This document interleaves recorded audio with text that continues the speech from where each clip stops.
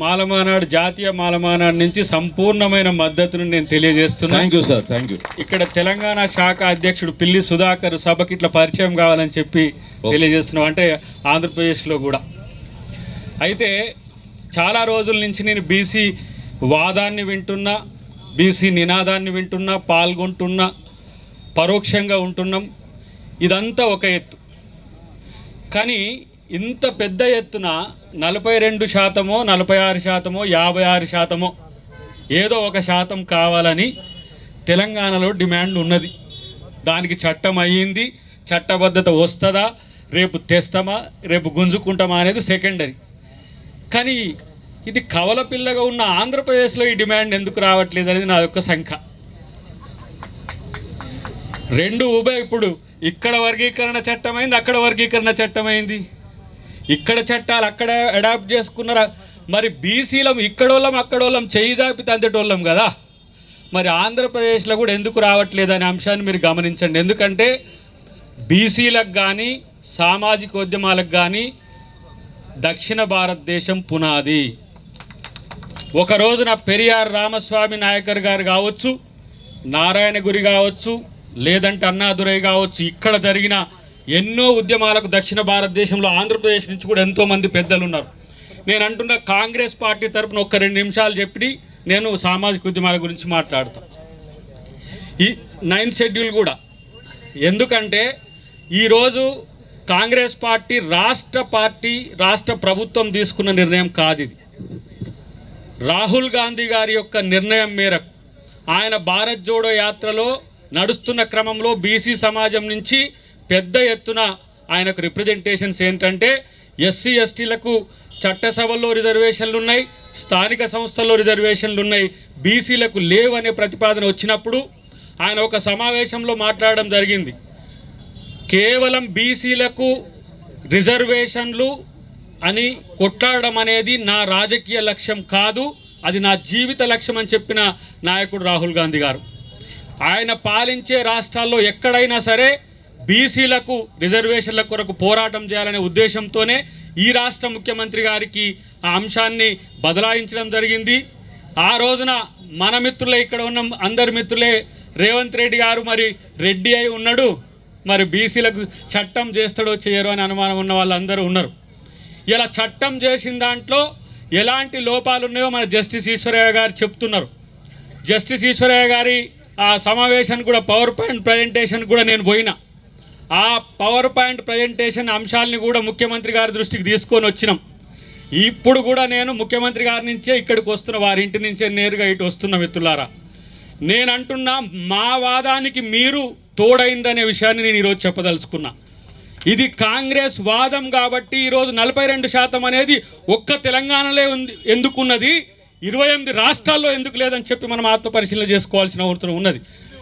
నేనంటున్న ఒక మాట, బీసీలకు చట్టసభల్లో రిజర్వేషన్లు కూడా కాంగ్రెస్ పార్టీ లక్ష్యంగా ఉంటుంది. దానికి మీరందరూ కూడా కంకణబద్దులై ఉండండి. ఒక కాంగ్రెస్ పార్టీ నాయకునిగానే కాదు, మొన్న ఓబీసీ మీటింగ్ ఢిల్లీలో జరిగినప్పుడు పెద్ద ఎత్తున ఈ రాష్ట్ర పిసిసి అధ్యక్షులు మహేష్ కుమార్ గౌడ్ గారి నేతృత్వంలోనే జరిగింది. కాంగ్రెస్ పార్టీ ఏదో పేరుకో ఓట్ల కోసమే కాదు, ఏమైంది ఎస్సీ ఎస్టీలకు సంబంధించి మేము రిగ్రెట్ అయిన అంశాన్ని చెప్తున్నా. రాహుల్ గాంధీ గారు స్వయంగా ఇచ్చిన స్టేట్మెంట్ చెప్తున్నా. ఎస్సీ ఎస్టీలకు మేము చట్టసభలో రిజర్వేషన్లు ఇవ్వగలిగినాం, సమాజంలో గౌరవాన్ని పెంచగలిగినాం, కానీ బీసీల విషయంలో మేము కొంత తడబడ్డం, తప్పు చేసినాం, దానికి నేను క్షమించండి అని కూడా కోరిన నాయకుడు రాహుల్ గాంధీ గారు. కాబట్టి మిత్రులారా, ఇవాళ ప్రతిపక్ష నాయకుడు మీతో ఉన్నాడు.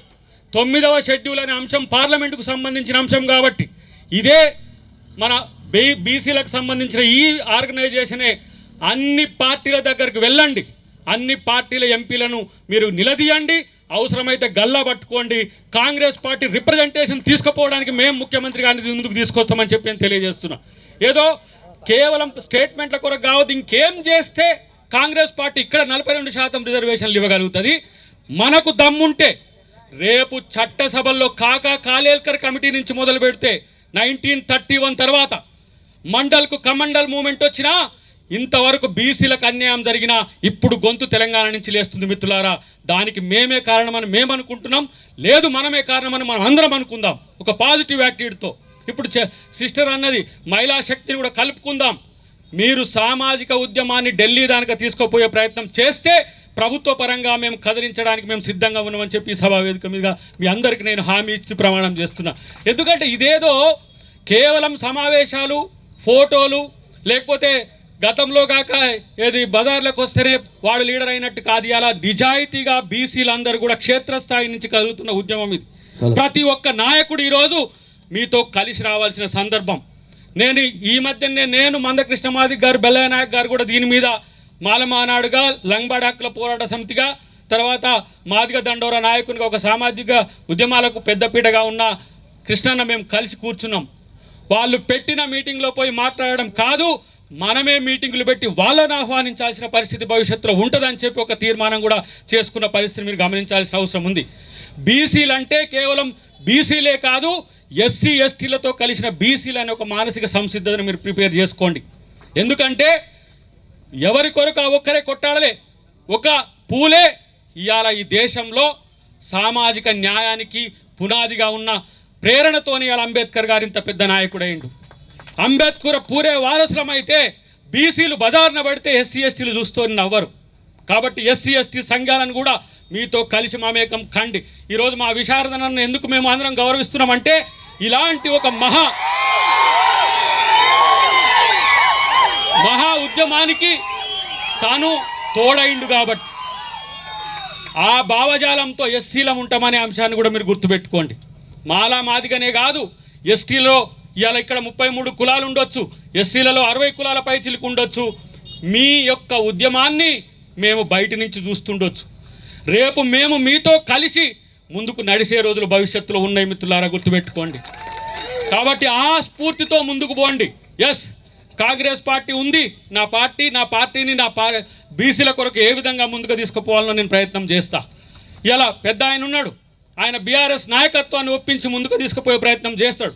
ఇటు కమ్యూనిస్టు పార్టీలుగా సత్యం గారు కానీ, మా దాసరాం నాయక్ కానీ, ఇట్లాంటి చాలామంది సోషల్ డెమోక్రాట్స్ ఎస్సీ ఎస్టీల్లో ఈరోజు ఉన్న పరిస్థితిని మీరు గమనించాల్సిన అవసరం ఉన్నది. ఇలా ఎస్సీ కాదు, బీసీ మూమెంట్లకు పోతే ఎస్సీ ఎస్టీ నాయకులను ఏమనుకుంటారో అని నేను ఇంట్లో అనుకుంటుంటే అప్పుడప్పుడు, ఇప్పుడు బీసీలు ఇంతకుముందు పెద్ద ఆయన 4 రకాలుగా ఉన్నారని, ఇప్పుడు బీసీలు 10 రకాలు తయారైనరు. ఇవాళ SC BC, Reddy BC, Congress BC, communist BC, BRS BC, ఇట్లా 10 రకాలుగా తయారైపోయింది. అంటే ఏంటి? ప్రతి తరపుని, ప్రతి పార్టీ నుంచి, ప్రతి వాదం నుంచి బీసీలకు మద్దతు పెరుగుతున్న క్రమంలో మనం ఒళ్ళు జాగ్రత్తగా పెట్టుకొని ముందుకు పోవాల్సిన అవసరం ఉంది. నేను అంటున్న 9వ షెడ్యూల్కు సంబంధించి ఈశ్వరయ్య గారు చెప్పిన అంశాన్ని ఏ విధంగా భావవ్యాప్తిని తీసుకుపోయినామో ఆ విధంగా కార్యాచరణ తీసుకుపోవాల్సిన అవసరం ఉన్నది. ఈరోజు నేను గతంలో మొన్న జరిగిన బంద్కు కూడా మద్దతు ఇచ్చి నేను మందకృష్ణ గారు పాల్గొనడం జరిగింది. నేనేమంటున్నా, బీసీల ఐక్యత కూడా ముఖ్యమే. బీసీ వర్గాల మధ్యన వైరుధ్యాలను కూడా పరిష్కరించాల్సిన బాధ్యత ఉంటుంది. లేదంటే మళ్ళీ గతంలో జేఏసీ ఏర్పడ్డ క్రమంలో నేను ప్రత్యక్ష సాక్షిని. ఒకవైపు జేఏసీ పనిచేస్తుంటే ఇంకొక విమర్శలు వస్తుండే, ఇంకొకళ్ళు ఈ విధంగా చేస్తే అది తప్పని ఇంకో రకమైన ఆలోచన వస్తుండే. కానీ మనమందరం ఒకటే. ఇప్పుడు ఎవరు ఎక్కువ పని చేస్తే వాళ్ళ వైపే అందరు వస్తారు.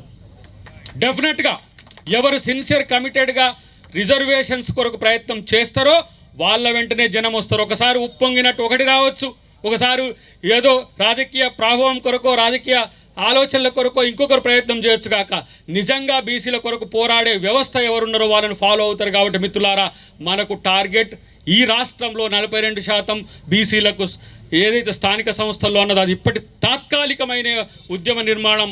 భవిష్యత్తులో చట్టసభల్లో బీసీల కొరకు మనము రిజర్వేషన్లు సాధించుకోవడమే లక్ష్యంగా ముందుకు పోవాల్సిన అవసరం ఉన్నది. అది రేపటి రోజు.